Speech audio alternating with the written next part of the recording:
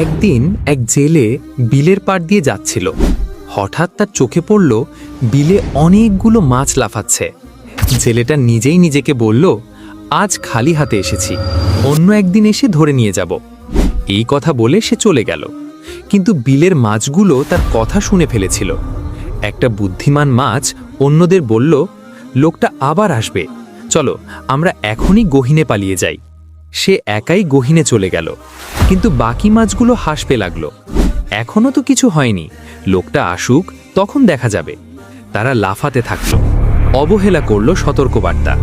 কয়েকদিন পর সত্যি জেলে ফিরে এলো, জাল হাতে, পানি ছিটিয়ে মাছ ধরতে শুরু করলো। এখন মাছগুলো ভয়ে ছুটোছুটি করছে, লাফাচ্ছে, পালাতে চাইছে, কিন্তু যত লাফাচ্ছে ততই জালে জড়িয়ে পড়ছে। তারা বলছে, আহা, সময় থাকতে যদি গহীনে যেতাম, যদি সেই মাছটির কথা শুনতাম, আজ আমাদের এই বিপদ হতো না। প্রিয় বন্ধুরা, এই গল্প শুধু মাছের নয়, এটা আমাদের জীবনের গল্প। গুনাহ দেখেও আমরা বলি, এখন না, পরে তওবা করব। কিন্তু মৃত্যু তো সময় দেখে আসে না। আজই যদি হেদায়েতের পথে না ফিরি, আগামীকাল হয়তো সুযোগই থাকবে না।